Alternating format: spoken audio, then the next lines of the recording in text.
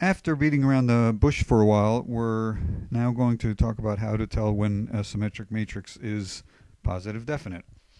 So let's recall the setting is we have a vector space V and positive and an inner product VW.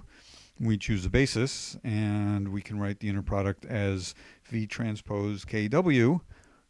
And remember, the inner product is positive definite. That's one of the conditions on an inner product. And, well, we just defined K to be positive definite. The corresponding K is positive definite. So the question is, how can you tell if you just write down a formula V transpose KW for a matrix K? How do you tell in terms of K whether the form is positive definite or not? So we've talked about this several times already, and it's a property of symmetric matrices. Some of them are positive definite and some of them are not. How do you tell? And I've talked about the 2 by 2 case, but let me go over that again. I'm going to say it in just a very slightly different way.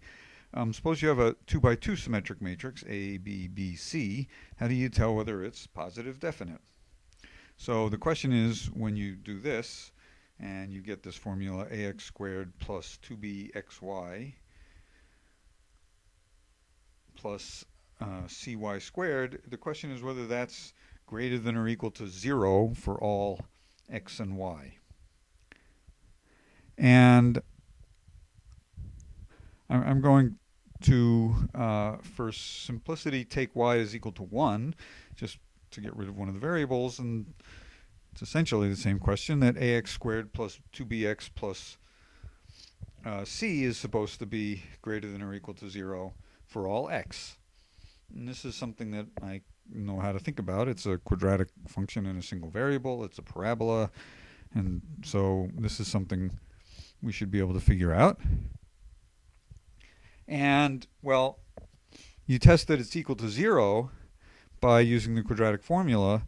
It's slightly better to use something slightly different, which is to complete the square. So that's what I'm going to do here.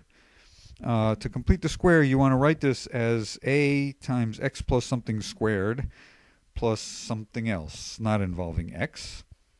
And let me remind you how that works. Well, the key term here is this 2bx.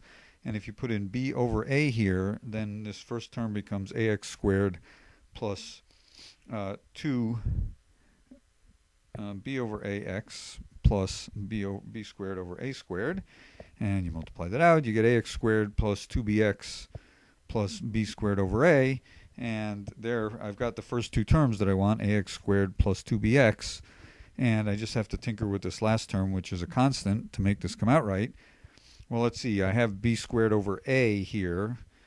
I wanted to have c, so I'd better just take what I have here and subtract b squared over a from it, and then it'll be correct. And that's true. So the completing the squares formula is the following. This ax squared plus 2bx plus c can be written as a times x plus b over a squared plus this other constant here. And now it's easy to tell whether this is positive for all values of x, because this first term is a square.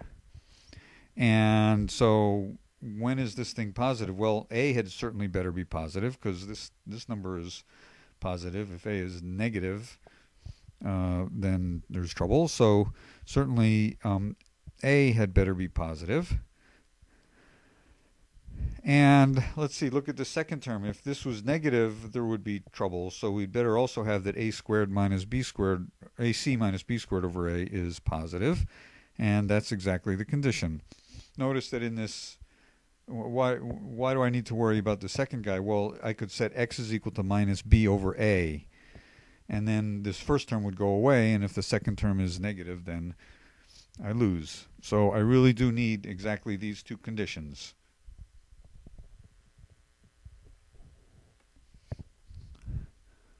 Okay. Well, that's all true and more or less all I need to do, but I'm going to bring the y back into the equation here just to make sure that we haven't lost some information by getting rid of it, I said y is equal to 1, but let's go back and let's just look at this arbitrary x and y. So remember, this quadratic function is ax squared plus 2bxy plus cy squared, and I'm wondering whether that's greater than or equal to 0 for all x and y. And there's a very similar completing the squares formula, and I'll just write it down. It looks like this. A times x plus b over a times y plus ac minus b over a, ac minus b squared over a times this term is y squared. So it's just like the formula before, except we dropped the y term.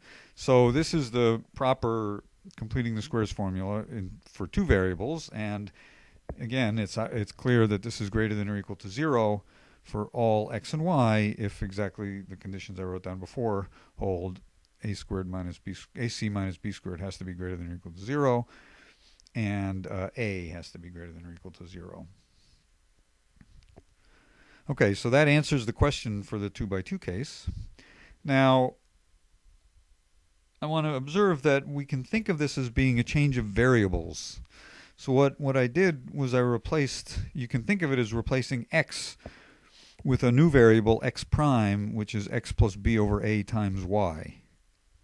So, in other words, I have this formula, ax squared plus bxy plus cy squared, and it's hard to tell whether that's positive definite or not.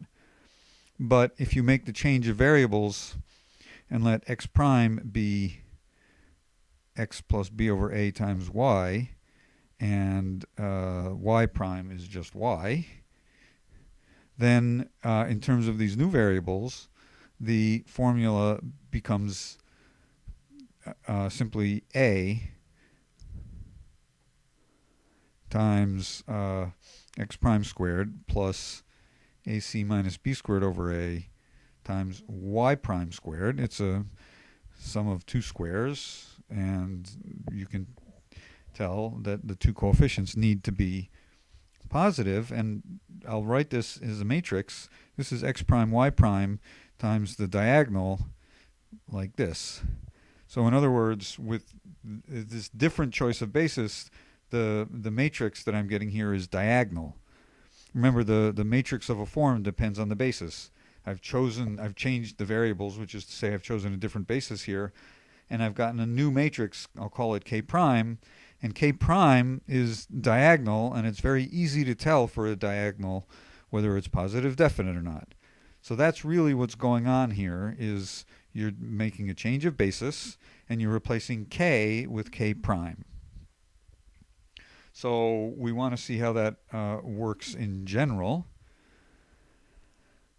So now let's go to n dimensions. You have a vector space V of dimension n, and you have a given inner product on it, and you've chosen a basis, so you can write it as V transpose KW. And I want to do some change of variables thing, which is, as I said, essentially the same thing as a change of basis, so that with this new in the new basis, I can write the formula as like this with some new K prime, where K prime is diagonal. And then the answer will be the form is positive definite if and only if all of the AIs are greater than 0. So the question is, can you do that? Is it possible to make this change of basis so that this form becomes diagonal? And it actually turns out we've already done this. It's a very easy consequence of something we did earlier. And so that's what we're going to talk about next. But in any event, the question is, how do you do this? How do you get from K to K prime? Okay.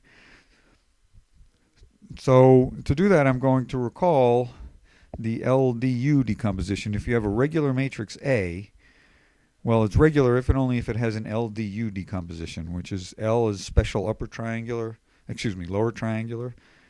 D is diagonal, and U is special upper triangular.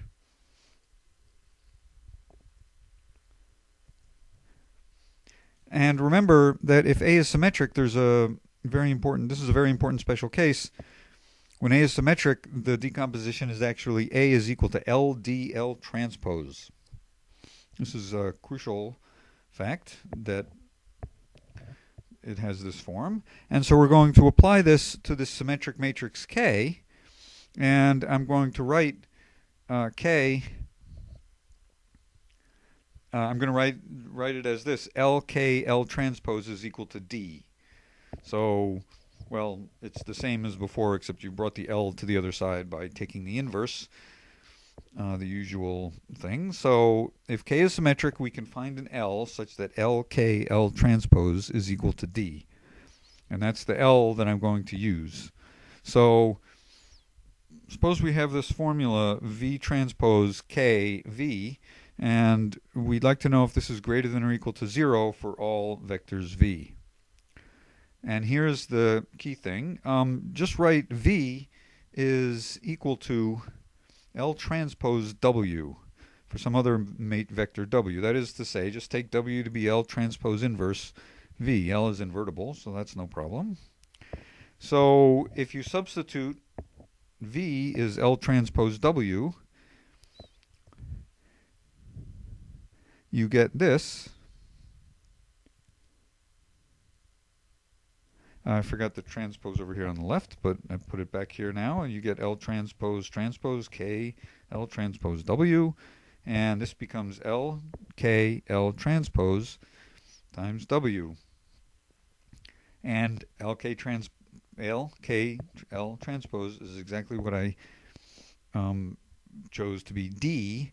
So this formula becomes W transpose D W. Okay? So by making this switch from V to W, the original equation V transpose KV became W transpose DW, and the question is this greater than or equal to 0 for all W? Well, saying that this is greater than or equal to 0 for all V is certainly the same thing as saying this is greater than or equal to 0 for all W, because L is invertible and you can pass back and forth between V and W. So we now have this question, and now it's easy to answer. You just look at D and check if all of the entries are greater than 0. Or greater than or equal to 0. So I've been a little bit sloppy here about positive definite versus positive semi-definite. I really want all of the AIs to be greater than 0. So here's the conclusion. Okay, so here's the conclusion. You have a symmetric matrix K. How do you tell whether it's positive definite? Well, the answer is if and only if. You can write K is LDL transpose, and L is special lower triangular, and D is diagonal. And then the condition is that all of the AIs have to be strictly greater than 0. Well, I've left over one point here, which is the regular condition. If K is regular, this holds. And it turns out that if K is not regular, then it's not positive definite. So I'm not going to worry about that technicality. So the fact is that that K is regular, and then that this works. So let me state it as the theorem.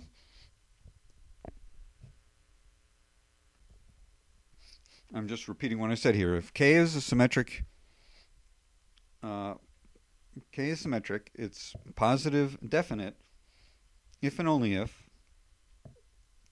well, you can write K as equal to LDL transpose, where all of the diagonal entries of D are strictly positive.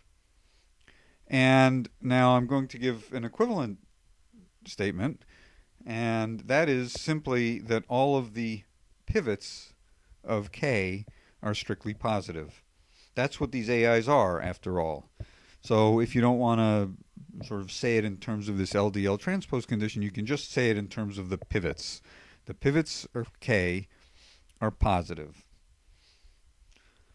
Okay, so let's just look at a very simple example.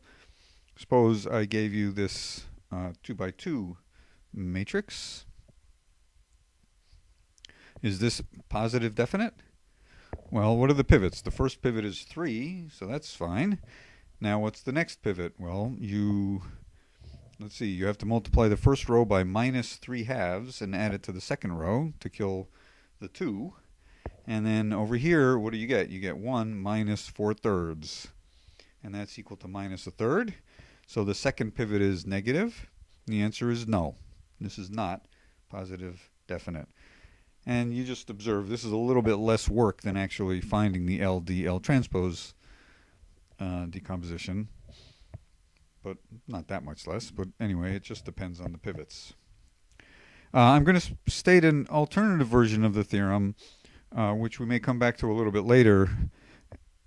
It's the following. There's a different test. K is positive definite if and only if the following condition holds.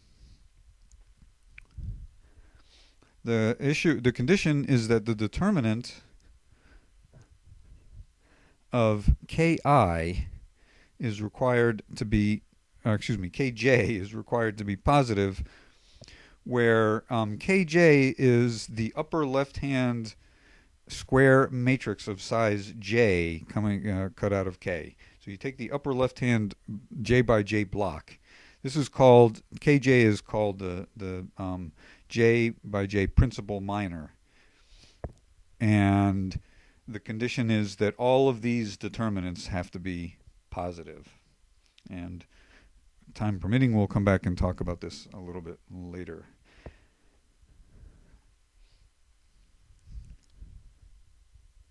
All right, there's one last small thing I want to discuss here, which follows very easily from everything we've said. There's a very useful decomposition called the Challis factorization, and it's the following. So it's all about symmetric matrices. So you have K is a symmetric matrix, and you write it as LD L transpose, and you take D as diagonal, and I'm assuming that it's positive definite. So these AIs are all positive, so you can take their square roots, and you can decompose this diagonal matrix D as S squared, or S times S, where S is this diagonal matrix here, and S being diagonal is equal to its own transpose, and so you can write this LDL transpose as LS S times L transpose. And then you can further write that as L times S. Group the first two guys together. And then the second guys you can write as SL transpose, and S is equal to S transpose, so you can put that in. And then you conclude that this is equal to LS times LS transpose. Isn't that clever? So at the end of the day, what you've done is you've written K is equal to M times M transpose. And so that's the Challis factorization of a positive definite symmetric matrix. And here M is of the form L times S, where L is special lower triangular and S is diagonal with positive entries on the diagonal. So this is an extremely useful decomposition of any positive definite symmetric matrix. All right, so let me just summarize that in the following theorem. Suppose K is a symmetric positive definite, and positive definite is important here, otherwise you can't take those square roots of the diagonal entries. Then you can write K as equal to M times M transpose. Any symmetric matrix has this decomposition called the Challis decomposition. And here M is lower triangular times diagonal. Special lower triangular times diagonal with positive entries on the diagonal.